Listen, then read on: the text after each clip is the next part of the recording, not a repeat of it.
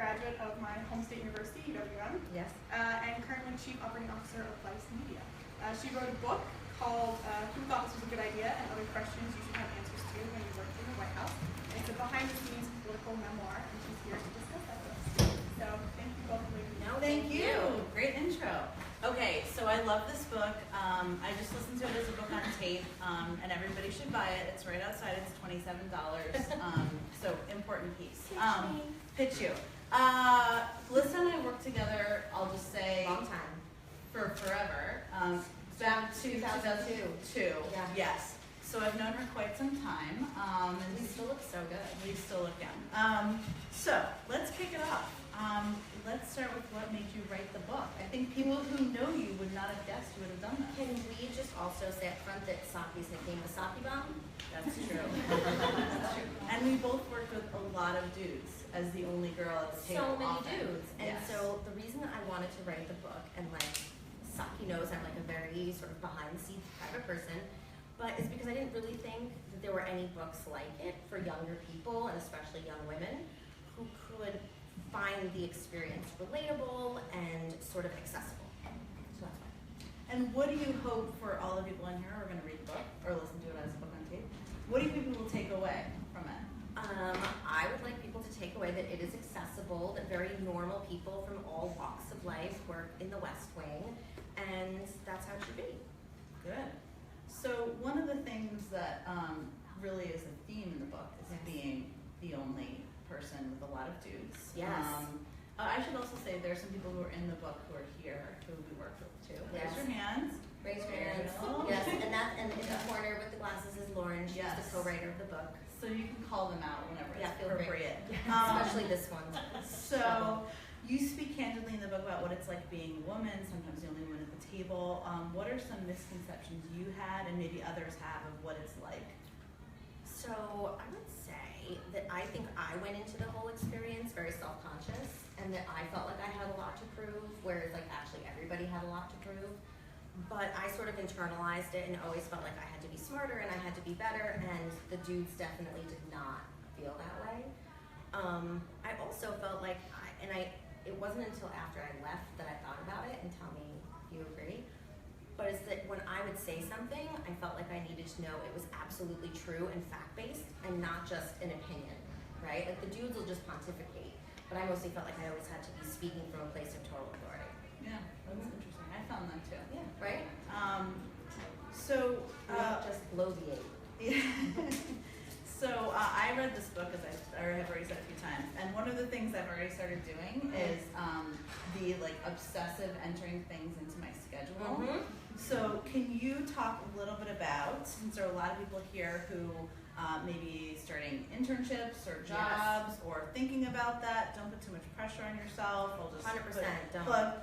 Talk about what you learned about lists, sleep, being prepared, how young women and men may be able to prepare for kind of the next stage or step. So when I was pretty young, probably your age, I realized I would get more anxiety trying to remember what I had to do than actually just doing something about it. And I also saw this episode of Oprah where she says if you put something on a list 3 times and haven't done it, you have like a mental block against doing it and should figure out why. So I was like, oh, I should. Oprah does lists. And so I just always put everything in a list, and like if you look at my calendar, when you get into the workforce, you will see there's this thing called sharing calendars, where your assistant or other people in the office can view your calendar.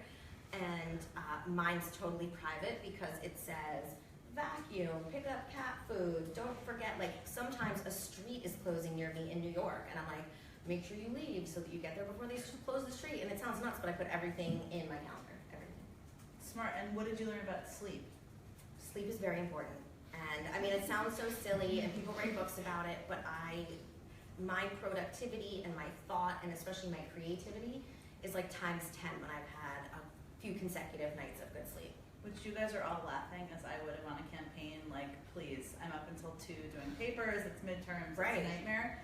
So maybe this isn't applicable this moment. But at some point, it will be applicable. At some point it will be applicable.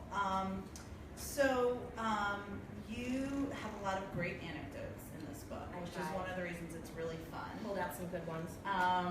Tell us, I also like the royals a lot. I mean, Tell us a bit about the souvenir, shall we call it, that you Oh. have from the Buckingham Palace and how you got it. So, POTUS and FLOTUS, and like for the sake of conversation, POTUS and FLOTUS are just Barack Obama and Michelle Obama. POTUS and FLOTUS knew of my deep love for the royals, and when we were going to London to celebrate the Queen's Jubilee, which is her 60th year on the throne, I like went over early and I helped prepare when really I just wanted to like be as close as I possibly could. And they threw a dinner, the Queen threw a dinner for the president at It's not how Buckingham. she describes it exactly in the book. No, but I can't give you the full things. You have to read it because I can't do our words justice. But we go and we host a dinner for her at Winfield House, which is the U.S. Embassy in London, and I got to meet her, and we did a receiving line, which was not like definite. We were not definitely going to do one, but she's like, no, of course we'll do a receiving line. She had like a tiara and her like sequin dress. It was other level. And so we go through the receiving line, and we actually made Favs go first, John Favreau. We're like, you're handsome, you go first. And She'll like you. She'll like you. Something-year-old's queen. 100%. And so when we went through, I curtsied and I said, you know, Your Highness, it's so great. And POTUS and FLOTUS are looking at me to make sure that they don't need like a restraining order, that I'm not gonna like lurch at the Queen. But then as the night went on, I'd had a cold and I took some cold medicine and I had some champagne. And Colin Firth was just in the King's Speech. You guys know where this is going. The Colin Firth had just been in the King's Speech, and he was at the dinner along with David Beckham and many others. And Valerie Jarrett was with me, and Pfeiffer and Jay and all those guys, and they were like, Colin Firth, your movie is so amazing. And I'm just like throwing back champagne. And everyone's saying, oh, King's Speech is so great, so great. And Colin Firth's wife looked at me and she's like, what's your favorite movie? But I thought she meant of Colin Firth. And so I said Love Actually, and then like acted out my favorite scene, which David Beckham thought was charming, to say the least. He was like, who is that lady? Colin Firth, not so much. He was like, what are you talking about? Insane. But then the next day, because POTUS and FLOTUS knew how much I wanted to actually go to Buckingham, we were leaving to, I forget what country we were going to, I still can't remember. Do you remember after London? No? Yeah, I can remember either. It's a phone a friend moment. It is, I can remember. So we were getting ready to leave, and Reggie Love, who I'm sure you all know and have seen around on his new public access show, he said, boss, knocked on the door, he said, boss, big boss wants you on Marine One. And that meant going to Buckingham Palace, which he thought was fulfilling a dream, only I was in jeans. And so when I got to Buckingham, I was so sort of nervous and anxious that someone was going to see me and they were going to know that I was just like in Buckingham Palace in jeans. But I was flipping through a Tatler magazine, and when I was leaving, we were walking out to Marine One, and you look back and you see like all the people who work at Buckingham and everybody's waving, and it was so great. And I get on Marine One, and the president looks at me and he's just like, really, Alyssa? Jeans? But then he did a double take and saw that I had taken the Tatler magazine from Buckingham Palace, and it was just like there on my lap. And when the book came out, Tatler magazine tweeted at me. It was very big. They're like, Tatler was stolen from Buckingham. And you still have it. I still have it in storage somewhere. There you I go. do. Lily Collins was on the cover. Oh, you said that in the book. Mm-hmm. So you've managed a lot of huge teams, lots and lots of people, hired a lot of people. A lot of people. And in my short tenure as part of the Georgetown community, I would say one of the things people often want to talk about is career advice. Yes. And like what to do in interviews, how to prepare for that. No, it's totally normal. I'm not making it's a good set of questions. 100%. So I've seen some I think you bad have some really interesting thoughts on how you prepare that you Yes. can look. So for this group, like, what's the big do and the big don't? You can do more than one. We can choose. No, so the big do is know who you are interviewing with. Like, you will obviously have the person's name, look them up, know a little bit about them, know their position in the company, know maybe what they did before, enough to actually help facilitate a conversation. One of the biggest don'ts that happened in an interview that I gave someone, that Lauren knows, is we were interviewing people as part of performance reviews at Vice, and this woman, we had to call her on speakerphone because she was out in California, and she said, who is this? And I said, it's Alyssa, and I was the COO, and CL's the head of content. I said, it's Alyssa and CL. She goes, oh wait, are you that woman who worked for Obama? You can imagine that her review went quite poorly because I had worked there for like 2 years and she should have known who I was. Not that I'm someone, but like just know maybe where they went to school. Don't like recite their workout habits that you stalked on Instagram. Like don't do that. Right. But definitely You've been know. doing a lot of Pilates. Yeah, know your exactly. Know your audience. That's what I would say. Yeah, that's I think great And advice. bring a paper copy of your resume. Yes. There is nothing. It is not my job to print out your resume to review. Bring your resume.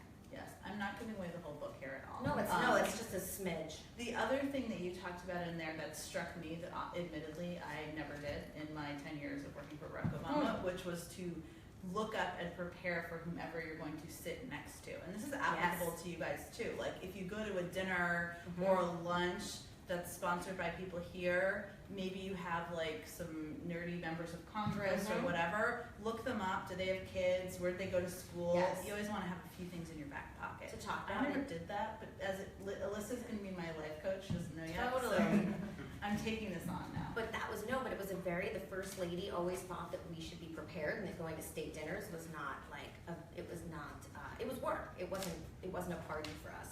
And so the boys were not as good at doing what I did, which was know that I was sitting with the Commerce Secretary and the Tourism Minister, and basically any country we would go to, I try to know a couple things about tourism and like culture so that I would have something to talk about. Like in China, we talked about the song "We Are the World."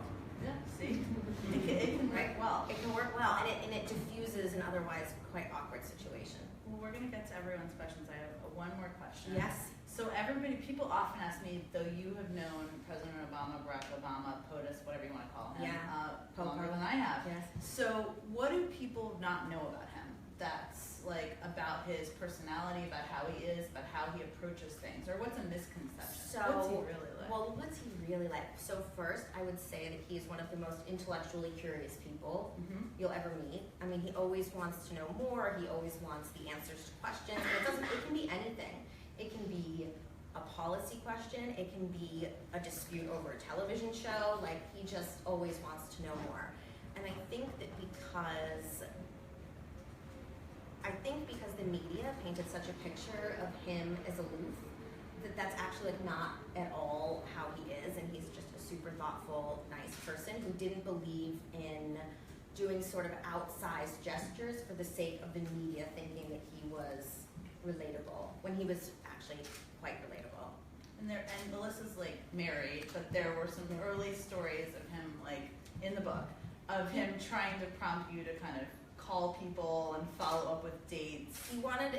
So the thing that's I think interesting is that because he was so young when he started to run, that he was sort of age appropriate. Do you know what I mean? Like we weren't that far apart in age. You know, it's like 10 years or something.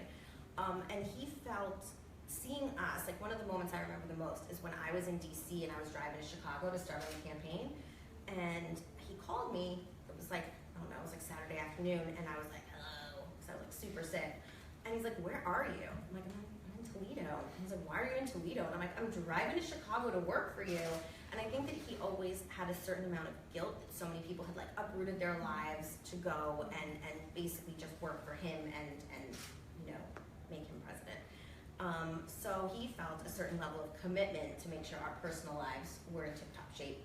And so yes, he did try to set me up on a handful of dates, including with Lawrence Bender, who you guys are probably a little young, but he was the executive producer of Inconvenient Truth and all the Quentin Tarantino movies.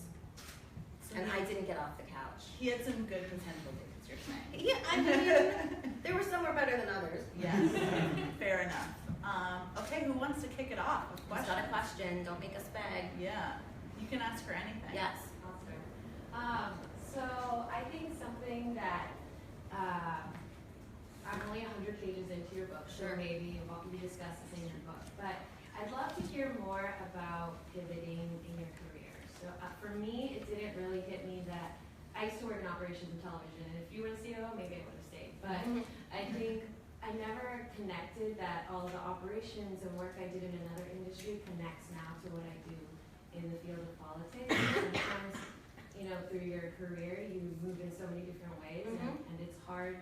And like you said, you want to approach something knowing fully, like Right. what we're about to tackle. Maybe could you talk a little bit about now that you're tackling this totally different industry? Sure. Well, what I would say is, and these guys know it all too well, I always think that when you're thinking of either taking a new job or changing industries, I always like to think about, what am I good at? What do I like to do? Because those things are different. There are some things that I'm very good at that I hate doing, and therefore my quality of life is diminished if I'm doing something just because I'm good at it. So it's like, what do I like? What do I like? What am I good at? And what do I not want to do? And so when I was changing, when I left the White House, one of the other things I say is that when you're getting ready to take a job, you should always see the office. You should always look at where you're going to be sitting. Like, it helps you sort of understand even more about like what your transition will be like. But for me, I liked that Vice felt like a campaign, that it was young people, that it was like kind of bustling and dynamic, and that it was the first time I had been the oldest person in the room, which was actually very hard. I was used to being like the wonderkin. All of us were just, it's like great to be young and so smart. Being older and trying to get people to like tie their shoes was difficult. But no, I always think about it like, because the thing is you'll find yourself. It's like, if I like to do this and I'm good at this and it doesn't have anything that I don't want to do, you will be able to find your way. I firmly believe that. Good advice. Yeah. I'm marking it down. What? Who's Anyone else? next? I mean, I'll keep jumping in there. I'm sure there are other questions people have. Mm-hmm. Why you titled the book, what you did, and then what advice would you have for someone who wants to end up where you have been? Okay, so one, the photo on the cover of the book is taken on Air Force One, and the president and I are listening to a sort of long story that David Axelrod had been telling for a while. Very And chatty. so that's the two of us. It's like my other favorite photo in the book that if you flip through you'll see is one of me and Pluff and Fabs. And the reason I wanted to put that picture in is because it's circulated, and it was Reuters, I guess it was a Reuters photo, and everyone was like, what are they looking at? And I had to tell everyone what we were looking at, which was we were trying to see, because our faces are all like squinched, we were looking to see if the diner across the street was open because we were hungry. It was the bus tour in 2012. Yeah, and We were so hungry. that's where the title comes from when President Obama / Senator Obama was not pleased with something he was doing that day. Either he or Reggie or Marvin or Robert Gibbs would send one of us a note that said, subject, hey. Inside, hey there, dash, who thought this was a good idea? And so that is how I got the title of the book. Because the point is that if you can't say you thought it was a good idea, then like you don't deserve to be in the job. You gotta sack up. Oh, wait, and the other question is, how do you get to where you are? So so if I were in high school or your age and I said, I want to be deputy chief of staff, I probably never would have gotten there. I think that the way I ended up where I was is that I only worked for people I truly believed in. So I would give 110, 120%. And then you develop the relationship with him. Like, I wouldn't have interviewed with Barack Obama in 2008 and have gotten that job. It's because we built trust over so many years.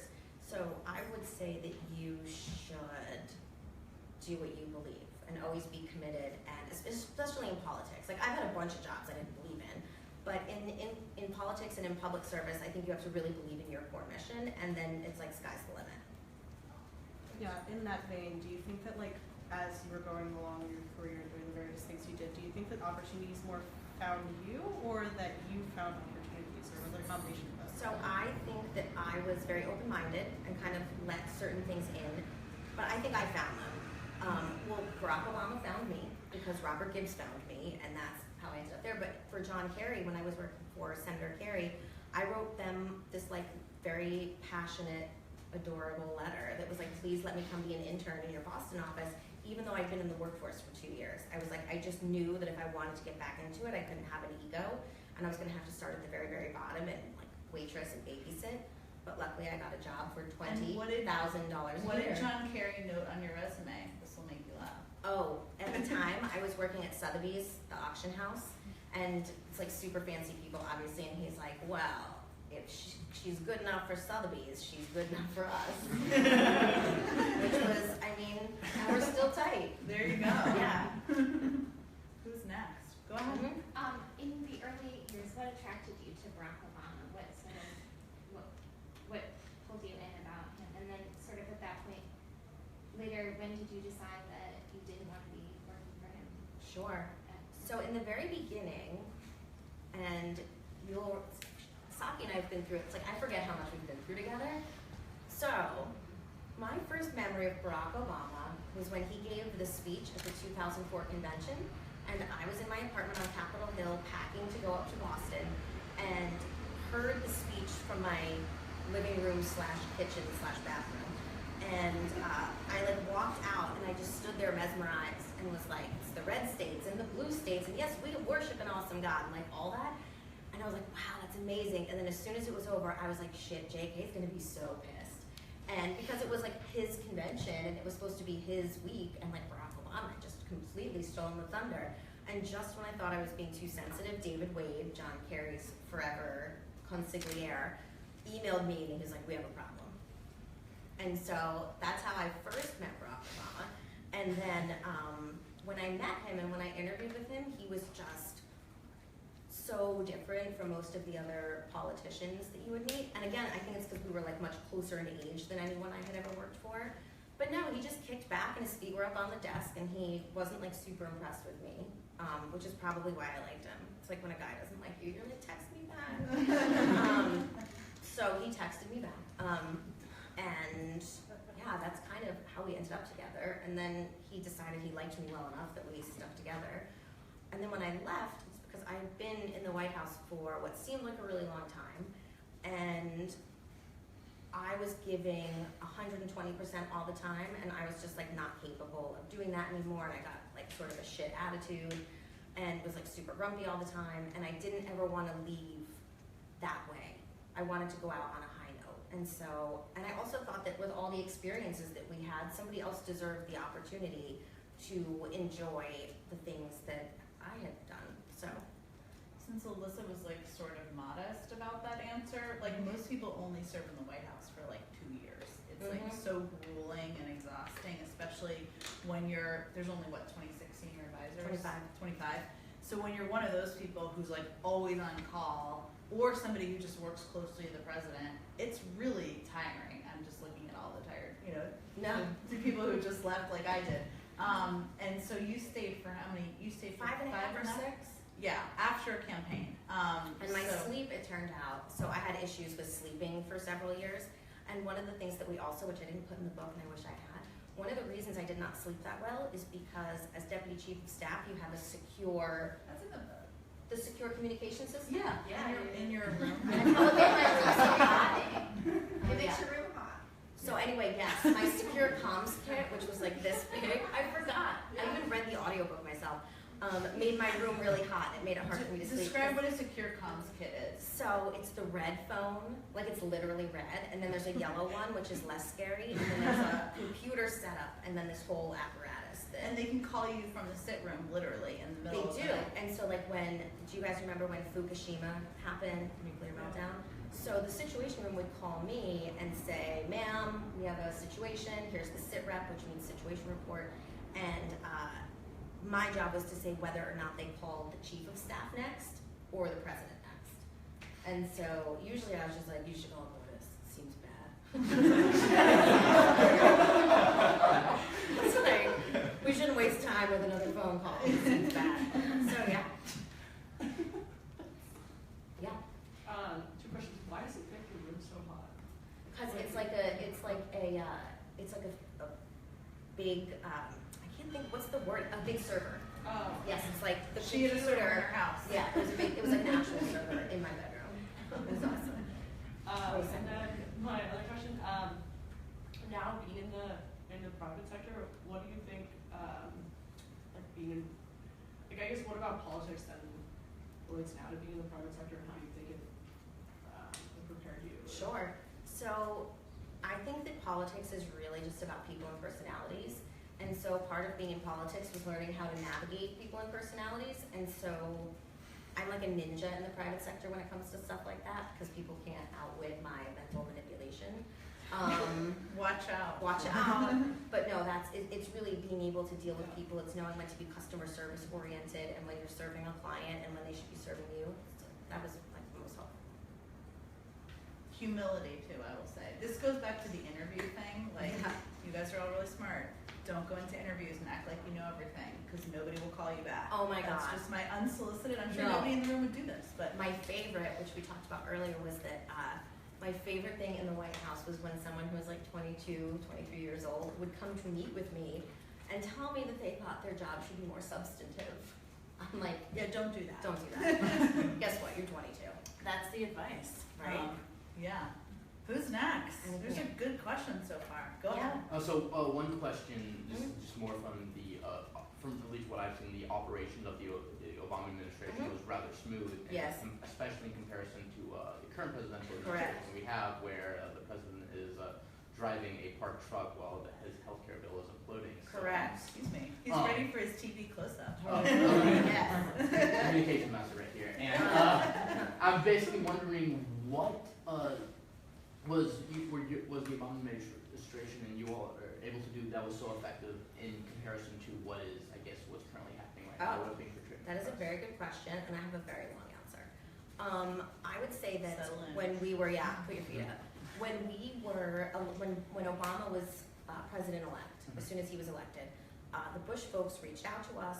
They prepared, not prepared, they had been preparing for years, transition binders and documents and templates and anything and everything that could ever be helpful to us in the transition of power. And when we would go in, I think I had 4 or 5 meetings with the Bush folks before we left. And when we then took over after Inauguration Day, we didn't go through everything they had done and just shoot it in the face for sport. There were so many things. I actually have to say, in our department in the beginning and scheduling in advance, I don't think we changed anything really that they did that wasn't like personal. Do you know what I mean? We used their data systems, we used their templates, we used everything because it worked and there wasn't a reason. And so there wasn't a reason to change it. And so part of what I think is so disappointing right now is that there are a lot of great innovations and things that we did, and you know, it's like they're just sort of disavowing everything that we did just because, when that's actually just not the way to do it. There are a lot of lessons to be learned. And also, this whole thing has made me look at partisanship totally different. Mm-hmm. Because who wouldn't kill for Jeb Bush to be president right now? I would. Just I saying. wouldn't kill. But I'd be like comfortable with that. Right, Yeah.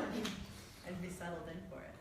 yes. I don't know, so you talked about like that feeling as like being like one of the only women in the room, or just like that feeling of like needing to like know everything 100% and you couldn't like, you know, go out and like know anything. Like, how did you not, I wouldn't say overcome, because it is important to like, you know what Of you're course. saying, but kind of overcome like whatever those feelings were as the only woman in the room. So, and how you navigate that. I came to understand that I was actually quite smart. I mean, that's honestly, I was so, like when we walked in for the first time and had that meeting around the Roosevelt Room table, and one of the earliest meetings, Secretary Geithner was there, and Larry Summers, who was NEC director, and Peter Orzag, who was head of OMB, and Christy Romer, who was the head of the Council of Economic Advisors. All of us were sitting at a table at the same end of the table with Robert Gibbs and myself. And they were talking about the private school that they had gone to and the Ivy League schools that they had gone to. And they said, you know, where did you guys go? I said, oh, I went to Wisconsin, and Robert had gone to NC State. And they're like, oh, you must feel really uncomfortable, right? Like, you must feel really uncomfortable at this end of the table with us. And like, luckily, I was stunned. Like, I was literally like tased. And Robert jumped to it. He goes, seems like we got the better end of the deal. We ended up at the same table as you. And like, right? And also, just for you guys to know, if you're like wondering if you're gonna be successful, I was rejected from Georgetown, not once, not twice, but 3 times. So, you too can make it. You ended up okay. I ended up just fine. It all turns out okay. So there was, there's a lot to say on this subject. I'm just gonna jump in here, even though I'm the moderator. And, Do it. But there was this terrible story in the Washington Post last year by a woman who's a good reporter named Juliet Alperin. I'm just telling you that so you can look it up should you choose. Should you choose? And she wrote all about how the women in the White House echo each other in meetings. Mhm. That is complete and utter you know what. Right? That is like a completely, and people read that and they're like, oh, that's amazing. And then she wrote a story about how she'd started a movement in the country. But Allegedly. I use that as an example only because, to Liz's point, it doesn't have to be more complicated than just being excellent at what you do. Yeah. And Robert Gibbs also gave me a very good piece of advice. The best. He's sort of a guru-ish. He's a guru, and now he's like the vice president of food at McDonald's. No, I'm not. I'm just kidding. I forgot. He makes French fries. I gave him credit for doing breakfast all Breakfast all day. He did. So he said to me, well, I came back to work for the campaign, the second campaign, and I was nervous because I was like, oh, I'm going to be like only on the plane with Obama and Pluff, and he was like, just act like you belong there, and at a certain point, people will believe it. Right. And that's totally true. You're there for a reason. It's good advice. You're not a wallflower, I know, because you were just in my discussion group. But for anybody who is, or is nervous, or doesn't know how this will be, it's like just fake it till you make it is like the best advice. The best. And it's like when we were, so people also love to talk about like the bro club in the White House. Now, were there a lot of bros? Yes, fine. But the question I get all the time is like, well, you know, you didn't go golfing with the president. How did you feel about that? And I was like, well, I no more want to play golf with him than he wants to mani-pedi with me. And it's fine, and it didn't change anything. And they talked about how much, they asked me, oh, he talked about sports so much, like, what did you do?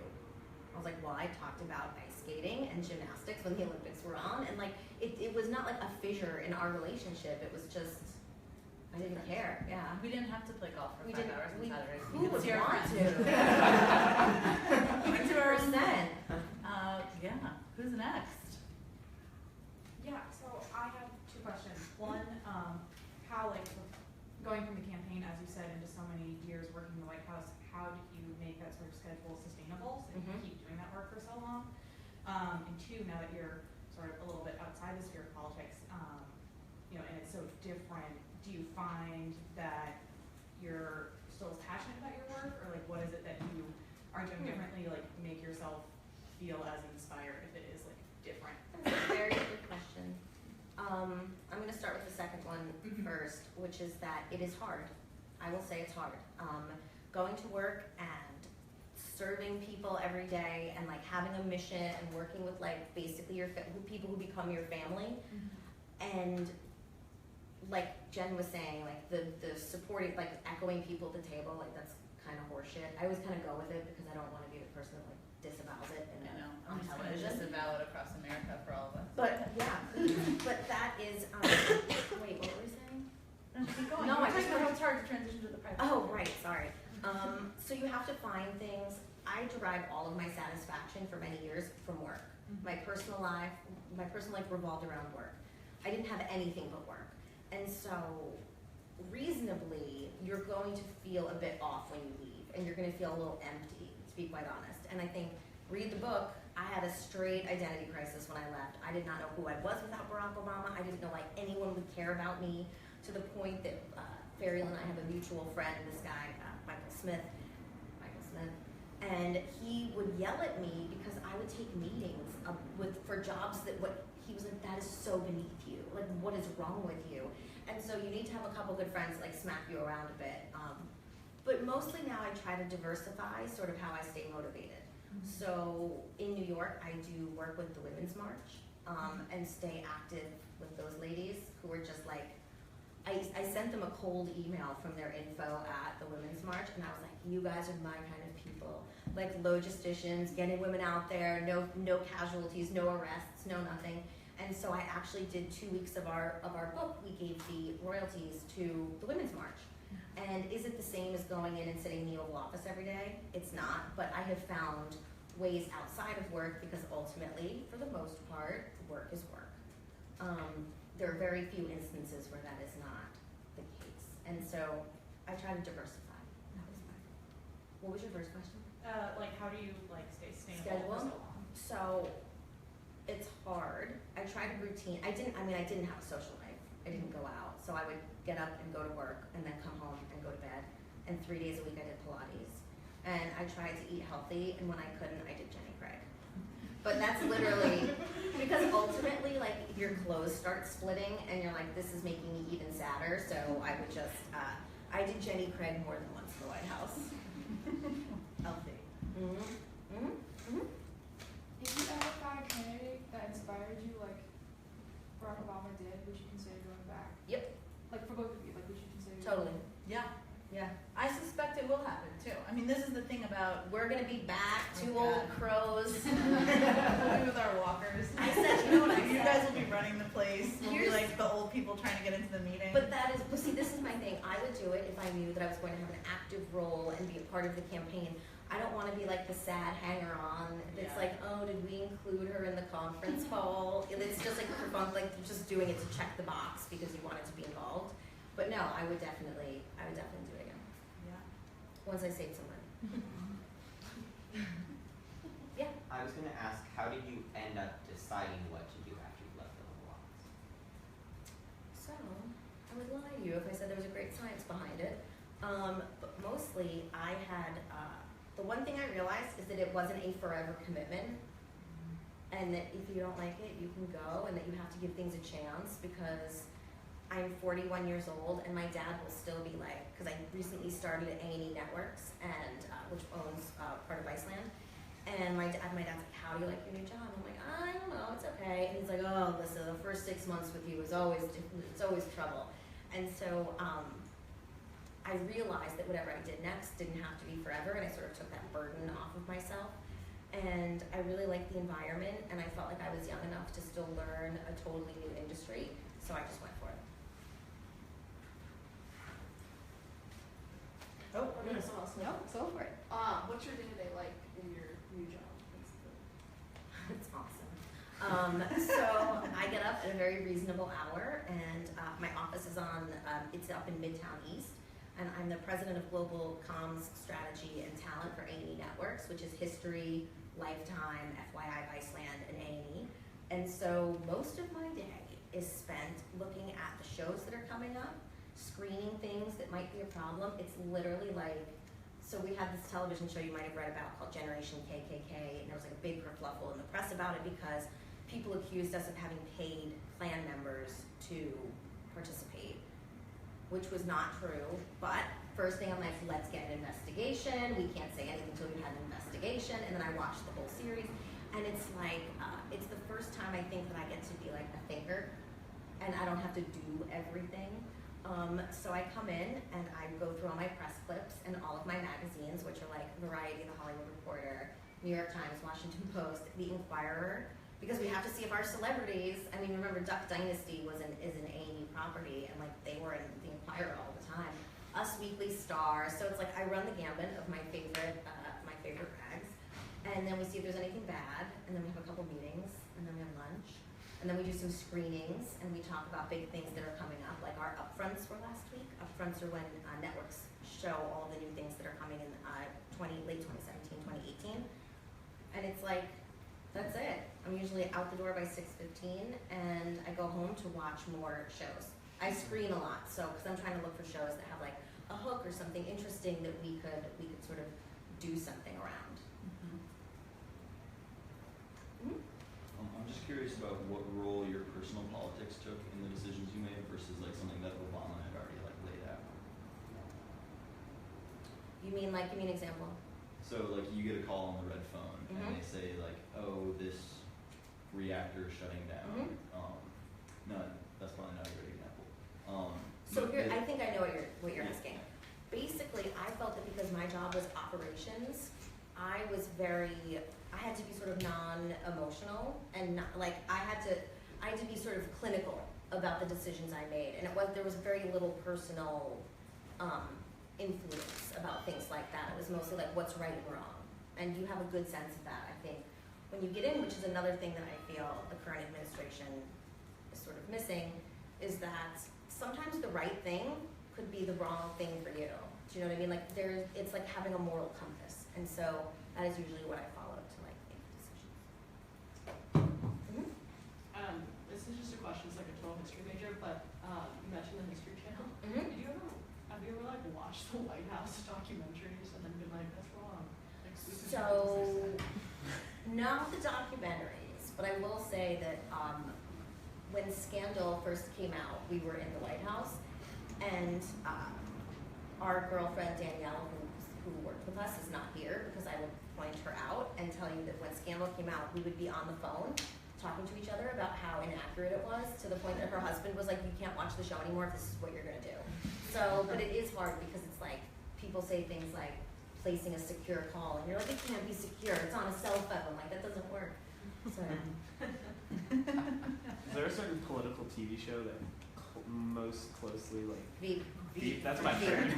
There's a Jonah everywhere. There's a Jonah everywhere. There's a like. I mean, it really, when we would be towards the end of my time there, so every Sunday night we were like very HBO focused, and it was like Girls and Veep, and we would talk about it that Monday morning, and there was this one episode where they go to Scandinavia.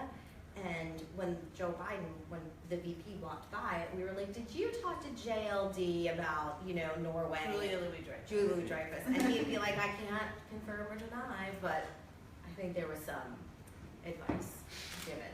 But yes, I think that's the most accurate. So, my question is, in my experience, sometimes the skills that you have built a career on, people management, organization, operations, are not always the thing that are put kind of first when tackling a problem or building a successful organization.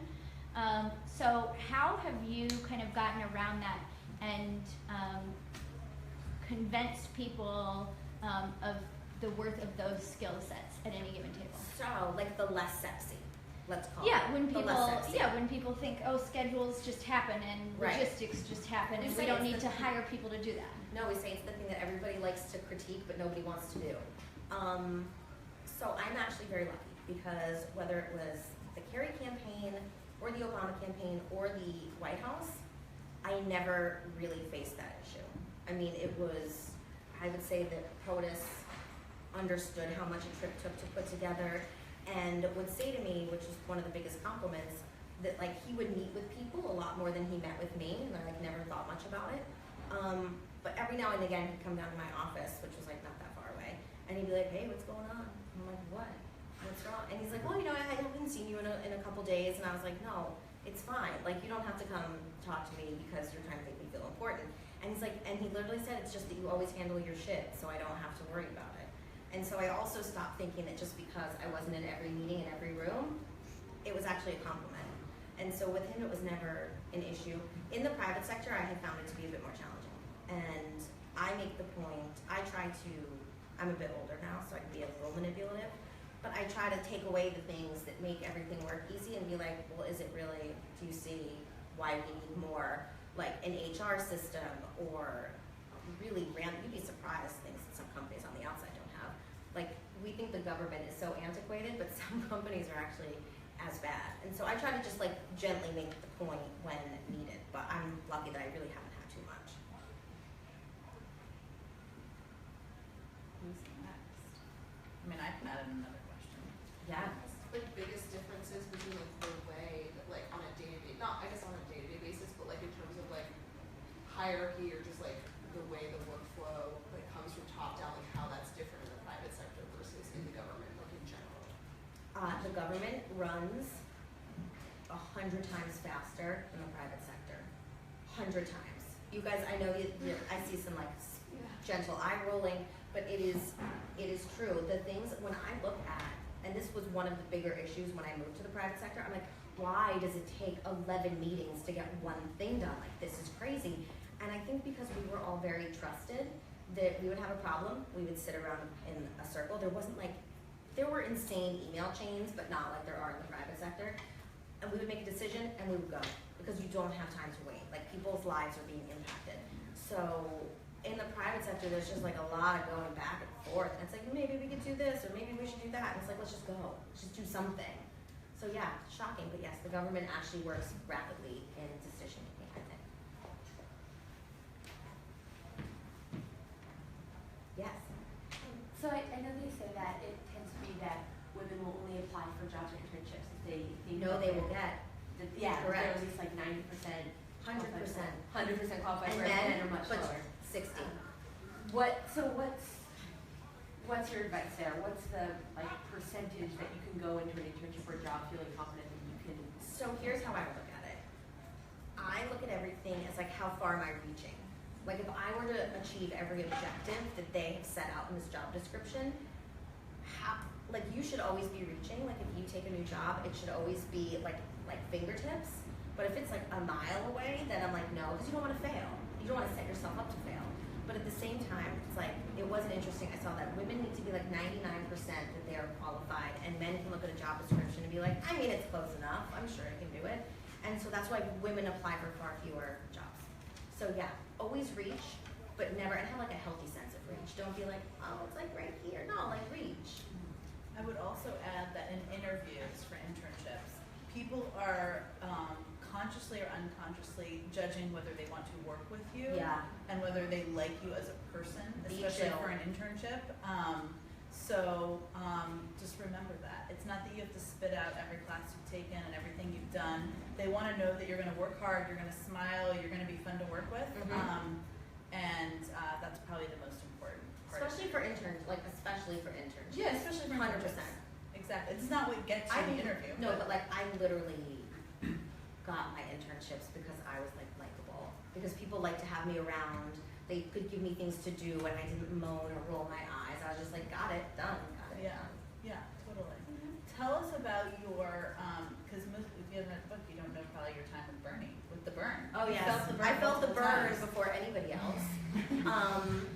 No, I did. Think about it. It's like Bernie Sanders, John Kerry, Barack Obama, like Forrest Gump politics. No, Bernie gave me my first chance. He was super engaged. We were up in Vermont together. I would drive him around to campaign events and stuff in Burlington, and he is the same person that he was then. The person who ran, I was like, oh, I get this. And I will tell you that of all people, when Bernie, and this was in like the Washington Post or something, when Bernie was thinking about running, he called me and said, will you come talk to me? Of course. I mean, they gave me every opportunity. I was, of course, going to go talk. And he had a meeting on Capitol Hill, and every time I spoke, and for all the things that people try to sort of paint Bernie with, he'd be like, stop talking, Alyssa's talking, Alyssa's talking. And so even though he's very gruff, he was always, he's gruff on the outside, he was always quite warm and nice with me. I have one more. Okay. So, John losing the Kerry campaign. What, I always think it's important to lose. A lot of people we worked with at the White House have never lost. They're obnoxious. So talk about, because most people in here may do a campaign. If you do campaigns, you may lose one, yes. or 2, or 5. So what did you learn from losing? You should always save your money as much as you can, because you never know. Dark answer. It's true. It's true. You know, it was like when I stood online in Anacostia to get my, my check, I was like, no, I can't do this. Like, I know I can find a job. I know I can do it. So I would say, 1, remember, it's like Barack Obama has a saying, you can disagree without being disagreeable. And I think that one of the things that we have both always benefited from is that we are relatively lovely people. And even when we worked for John Kerry, I mean, we've never been like excommunicated from politics for being assholes. So I would say that you could lose, and you never know who your next boss is going to be. It's a small world. It's a small world in politics. So always just try to be decent and remember that you can be on the other side at any point. And I will close on this sort of funny story with someone that we all know and love. When I was on the Kerry campaign and John Kerry was doing debate prep in Santa Fe, New Mexico, this guy came up to me and he was super tussled and he threw his box of pencils at me and he's like, can you sharpen these? No, he actually didn't say can. He said sharpen these. That person was Gene Sperling. And when Gene Sperling showed up at the White House and he's like, how do I know you? When he came to work and when he replaced Larry as the National Economic Advisor, he's like, how do I remember you? And I was like, you asked me to sharpen your pencils, not nicely. And he was so embarrassed, and that was just like my moment. I was like, you never want to be the person who just threw the pencils, sharpen these. Yeah. Yeah. Meet the same people on the way up as meet on the way down. Goes around, comes around. That's true. All right. I think we're like close to wrapping. Yeah. Right? I gotta catch my train. All right. Anyone have one last question to wrap it up with? Guys, don't forget there are books for sale Yes. out here. This has only scratched the surface, so be sure to pick up a copy Enjoy of it. the book. Yes. Share it, Read read friends. all about it. Yes. The pictures are the best part. Great. I mean, in mine. Good, all right. Well, Thank you, guys. guys.